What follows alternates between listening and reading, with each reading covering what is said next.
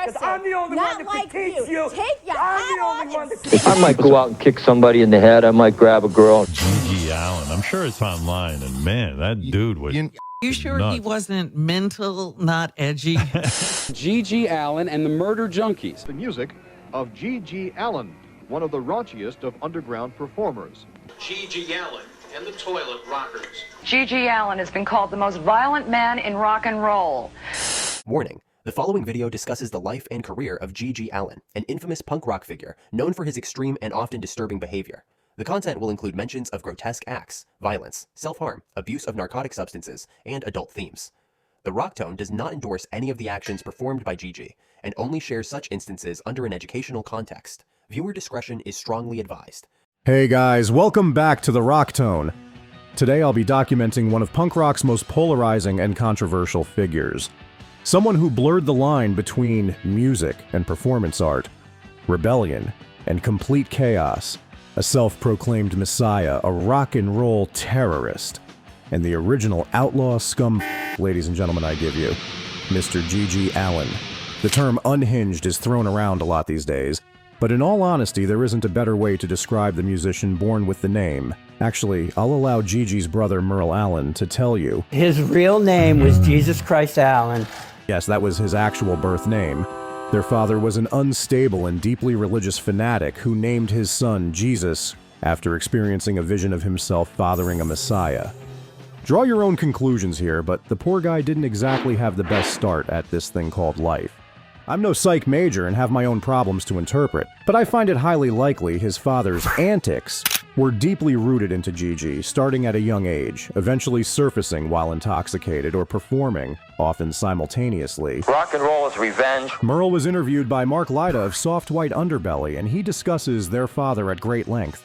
My dad, was a nut job. I mean, he was... GG's mother Arleta would actually change the budding musician's name to Kevin Michael Allin before he reached school age, fearing the cruelty of his peers. Never going to send my son to school with that name. As you can probably imagine, GG's childhood was nothing short of a living nightmare.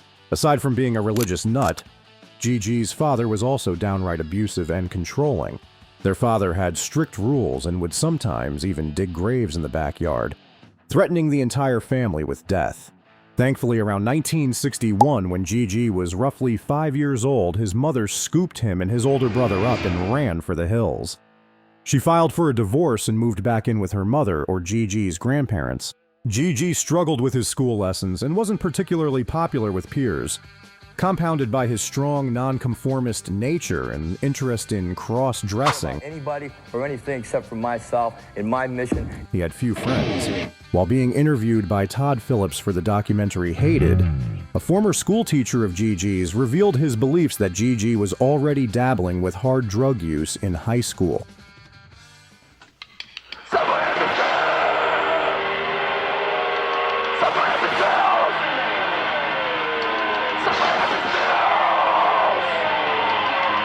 Fun fact, Allin's first musical endeavors and recordings placed him behind the drum set instead of the microphone.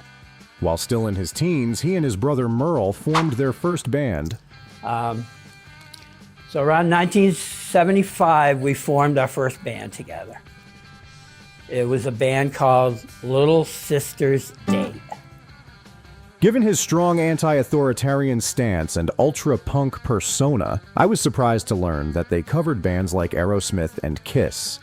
According to Merle, they were finding the simplest songs they could play live to their own audiences. The kind of songs we were playing were like anything that was 3 or 4 chords that we could actually play over and over, the same thing, As they were still very inexperienced at the time. It wasn't until 1975 that his musical journey took a more defined punk rock shape, with GG forming the band Malpractice alongside his brother and pumping out their first recording, featuring the singles Love Tunnel and Devil's Triangle. 1977 marked the birth of GG Allin and the Jabbers, his first fairly well-known outfit, granting Allin a much larger audience and allowed him to record considerably more material. Although GG was prolific with releasing music throughout his entire adult life, he was exceptionally busy during the early to mid-1980s, putting out a studio album, multiple live albums, and one-off singles, all the while slowly building the intensity of his live show. One fascinating piece of information that rarely gets brought up in regards to GG is the fact that in the early 1980s, Allin managed to collaborate with Wayne Kramer and Dennis Thompson of the MC5 on the single Gimme Some Head. Ultimate Guitar would eventually interview Kramer prior to his death in 2024, and when the subject of GG came up, he surprisingly shared this tidbit. He was bright-eyed and bushy-tailed and was thrilled that I came and played on his recording session. I was happy to do it with him. He was an enjoyable cat to spend the evening in the studio with. Yeah, I was as surprised as everyone else when all that kind of scatological performance art started. Go back and listen to the song Occupation, which is a result of the Wayne Kramer collaboration. It's a catchy tune. The instrumental and Allin's vocal delivery may just surprise you. In relation to Allin's musical timeline, this is all still fairly early on. His songs were certainly risque in regards to subject matter, but his live shows had yet to cross that line into bizarre performance art. Allin would release the studio album Eat My F*** in 1984 with the Scumfucks as his backing band, the cover of the album famously being a traced outline of the frontman's, well, just Google it. I'm sure you can gather what he traced without me saying it. 1985 would bring Allin's third studio release titled You'll Never Tame Me. The album would feature 2 Hank Jr. rewrites, as well as arguably Allin's most famous song, Bite It You Scum, which was certainly a fan favorite at his live shows. Fun fact, Bite It You Scum would be covered by the band CKY on their Too Precious to Kill EP. Guitarist and vocalist Chad Ginsburg is a well-known GG Allin fan and even famously got hammered in one of Bam Margera's videos and urinated on Allin's grave, like many fans do, as a sign of commemoration. And they were on tour and he decided to pay GG a visit. And as a toast to GG Allin, I will take my first sip of and hopefully we'll have enough in my system to piss all over GG's grave. Allin's gravesite tombstone has actually been removed, due in large for instances like this. 1985 would also mark the year Allin would cement his legacy as one of punk rock's most extreme. On July 31st, he would consume a box of X-Lax on the bus ride from Chicago to the Creve Coeur VFW Hall. GG would be the closing act that night with Caustic Defiance and Bloody Mess both opening for the Wild Man from New Hampshire. Allin hilariously did not factor in the opening acts when he ate the constipation remedy. Visibly uncomfortable, he was pacing the VFW hall in nothing but a satin robe and jockstrap, ready to unleash his punk rock fury on the unsuspecting high school kids in attendance. You may be wondering, well, what did GG's backing band think of all this? He didn't have one. For this performance, it was just GG, his boombox, and a cassette tape of instrumental music. Sparing you many of the details, once Allin hit the stage, not only did his bowels, but all hell broke loose with shocked concertgoers running out the door. Thinking ahead of time, in typical GG fashion, he covered himself in, well, you get the idea. So the angry old VFW men wouldn't grab him, or the police, who by this time were certainly on the way. This act put GG into a rare category of performers. One that, while having music and possibly radio airplay, are more so known for their stage antics, and the what if he or she does this aspect of going to see their live show. After this depraved act, Allin's reputation in the punk community rose quickly. He'd release another album in 1985 titled Sing Along Love Songs. And while the title may sound sweet and enchanting, its track listing was anything but. It would feature the groovy jingle Eat My followed up with Needle Up My 1987 would bring You Give Love a Bad Name. Not to be confused with Bon Jovi's chart-topping hit. This album would feature a cover of Charles Manson's Garbage Dump. Manson would not be the only murderous connection to the fecal king of shock rock. Around this time, Allin would make a connection to the highly publicized serial killer John Wayne Gacy, who murdered at least 33 people during his spree. GG would befriend the lewd psychopath, and in an interesting turn of events, the documentary Hated by Todd Phillips was majority funded through Gacy creating artwork that Phillips in turn sold to come up with the $12,000 needed to produce the film. Years later, we found out how Gacy asked to be compensated. $50 to cover art supplies and a compromising photo of Phillips mailed to the serial killer. GG, at least at one time, claimed that he related to Gacy, just because of the fact that Gacy was the most notorious of all American serial killers. and he's the most easily accessible. I mean, you can just write to the guy and he'll write you back. And GG had actually gone to visit him, which is pretty funny. Bringing up Gacy, is I went to visit Gacy one summer, like about a week after GG had been there. And Gacy said to me, he goes, "That GG, man, great kid. I like that guy a lot. Love him like a brother. But man, if he doesn't stink like the worst, pissiest ass wino I've ever met in my life." Moving on, in 1988, GG and a new backing band would deliver Freaks, Faggots, Drunks, and Junkies. By this point, musically, GG had moved on from the high-pitched singing of his earlier albums into a more gravelly snarl of a delivery, matching his, more so hard rocker-style appearance associated with the late 80s. This album featured another popular live show staple, Die When You Die, and a reworking of David Allan Coe's Long-Haired Redneck, titled Outlaw Scumf. Alongside releasing music in the late 80s, Allen would write into Maximum Rock and Roll in 1989, proclaiming he intended to take his life on Halloween of that year, mid-performance.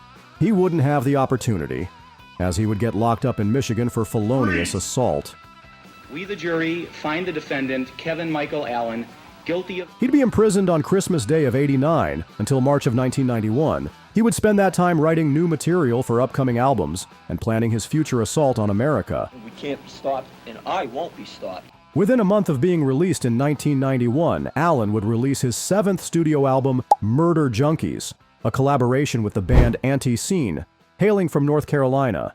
The Jeff Clayton-led group were already established in the region and had previously wrote and recorded their own material, which reflected well in the production quality of the album. Due to his previous indiscretions and the media coverage they in turn received, the legend and myth of GG Allin was in full swing by this time, leading to numerous television appearances on shows like Geraldo, Jerry Springer, and The Jane Whitney Show. Allen would continue to tour as well, despite being on parole and having conditions of probation to remain in a specific area. But, according to Allen, rock and roll has no limits and no laws. So when a young film student from New York sent Allen a one-way ticket with the promise to film a documentary on the punk rocker, he didn't hesitate to skip town and make the voyage. I do whatever it takes. If somebody's in my way, I'll take them out. June 27th, 1993. New York City. The punk underworld gathered at a rundown performance space known as the Gas Station. For GG Allin, this would be the final act of a life defined by chaos, rebellion, and excess.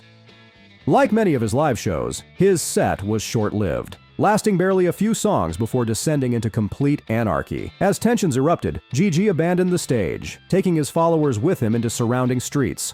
The chaos only grew. Nearly completely naked, covered in blood and grime, Allen would roll around in the streets as his fan club shouted his name, with his teenage girlfriend by his side and another acquaintance under his arm helping the punk rocker remain stable. He loudly proclaimed he wanted to get high, and the camera would slowly pan away as he wandered off. Later on that night, Allen would succumb to an overdose of heroin, putting an end to the toilet rocker's reign of terror. In closing, I'd like to share a few words from drummer Dino Sex, who was asked to describe his late frontman. Extremely outrageous and beautiful person. Likes to have fun, no holds barred, no limits. If it was up to him, he would do anything you can do. That includes everything, just to make himself and others laugh. He's also a serious social comment on the problems of violence in the human race. GG Allin's story is not for everyone. It's raw, controversial, and unrelenting. But it's a story that forces you to confront the boundaries of art and self-expression. And more than being a so-called toilet rocker, I think GG was a clever self-marketer that largely achieved what he set out to do. He lived life on his terms, adhering to no laws and no limits. While he didn't take his life at his zenith as he had promised many times prior, he did manage to raise his punk rock profile and created the legend of GG Allin, which has lived on in infamy and only grown with time. Thank you for joining me on this journey through the life and legacy of GG Allin. If you enjoyed this, be sure to click that subscribe button and share it with your fellow scumf.